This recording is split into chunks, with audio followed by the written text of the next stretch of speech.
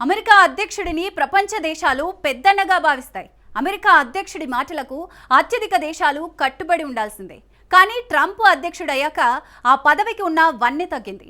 Trump తీరుతో America అధ్యక్ష పదవికి ఉన్న గౌరవ మర్యాదలు గాల్లో కలిసేలాగా ఉన్నాయి. ట్రంప్ మాటలు బెదిరింపులు నీటి మూటలుగా తేలిపోయాయి.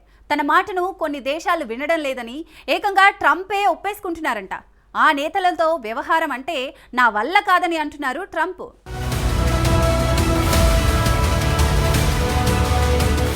ప్రపంచ దేశాలకు తన మాటతో శాసించే అమెరికా అధ్యక్షుడు డొనాల్డ్ ట్రంప్ తొలిసారిగా తన బలహీనతలను బయటపెట్టుకున్నారు. ఆ రెండు దేశాల అధినేతలు తనకన్నా బలమైన వ్యక్తులని ఒప్పేసుకున్నారు. రెండు అగ్రదేశాలు రష్యా, చైనా తనకంటే పవర్ఫుల్ దేశాలని పరోక్షంగా అంగీకరించాడు.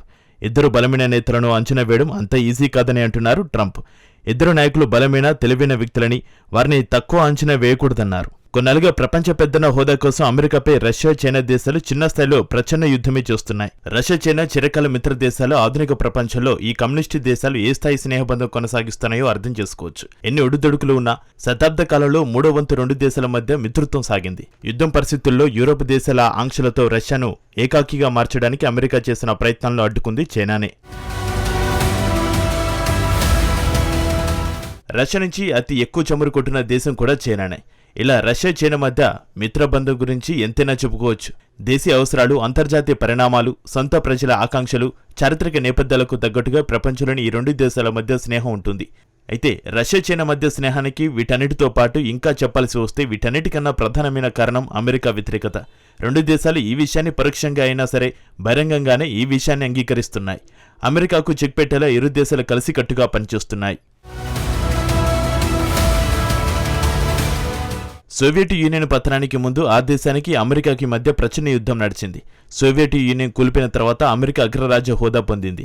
ప్రపంచ పెద్దనగా మరి అనేక దేశాల అంతర్గత వ్యవహారాల్లో అమెరికా తలదూర్చింది. పలు దేశాల్లో ప్రజాస్వామ్య ప్రభుత్వాలను కులదూసి కీలుబొమ్మ ప్రభుత్వాలను ఏర్పరిచింది. తమ మాట వినని నేతలను అధికారం నుంచి తప్పించడమే కాదు, వారిని హత్యలు సైతం చేయించిందని అమెరికాపై ఆరోపణలు ఉన్నాయి. మొత్తంగా 1991 నుంచి నిన్న మొన్నటి దాకా అమెరికా ఆడిందే ఆట, పాడిందే పాటగా సాగింది. ఇప్పుడు అమెరికా దూకుడుకు రష్యా, చైనాలు కళ్ళెం వేస్తున్నాయి. దీంతో రెండు దేశాలకు చెక్ పెట్టేందుకు అమెరికా అధ్యక్షుడు ఎంత ప్రయత్నం చేసినా అది సాధ్యపడడం లేదు.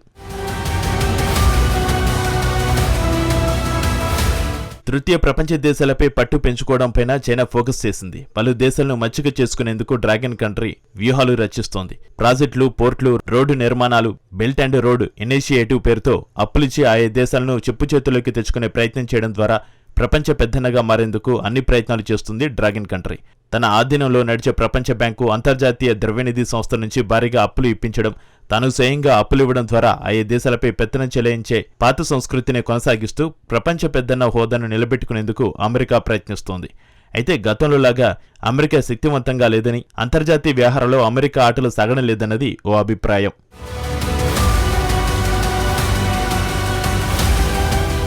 యూరోప్ దేశాలతో కలిసి రష్యాను ఆంక్షల పేరుతో అమెరికా ఉక్కిరిబిక్కిరి చేసింది. అయినా సరే అమెరికా కోరుకున్నట్టు యుద్ధం తొందరగానూ ముగియలేదు. ఉక్రెయిన్ విజయమూ సాధించలేదు.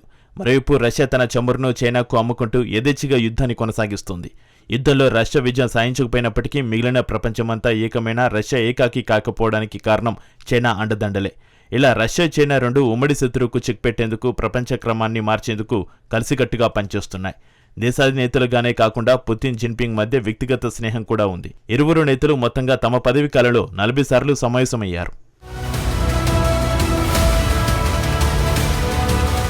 అమెరికా చెప్పిందల్లా చేయడానికి ఇప్పుడు ఏ దేశమూ సిద్ధంగా లేదు. అనేక విషయాల్లో అమెరికా వైఫల్యం కొట్టించినట్టుగా కనపడుతోంది.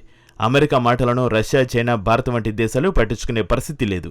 రష్యాపై అమెరికా ఎన్ని ఆంక్షలు విధించినా చైనా, భారత్లు వినడం లేదు. ఎన్ని నిబంధనలు పెట్టినా రెండు దేశాలను ఏం చేయలేమని ట్రంప్కు కూడా అసలు విషయం బోధపడింది. రష్యా అధ్యక్షుడు పుతిన్, చైనా అధ్యక్షుడు జిన్పింగ్ను లొంగ తీసుకోవడం అంత సులభం కాదని అర్థమైనట్లుగా ఉంది. అందుకే ఇప్పుడు ట్రంప్ తన విధానాన్ని మార్చుకున్నట్లుగా ఉన్నారు. ప్రపంచంలో పుతిన్, జిన్పింగ్ గొప్ప నేతలంటూ ట్రంప్ ఇద్దరు దేశాధినేతలను ప్రశంసిస్తున్నారు. రష్యా, చైనా రెండింటిలోనూ అణ్వాయుధాల భారీ నిల్వలు ఉన్నాయని అమెరికా దేశాధినేత అంగీకరించారు.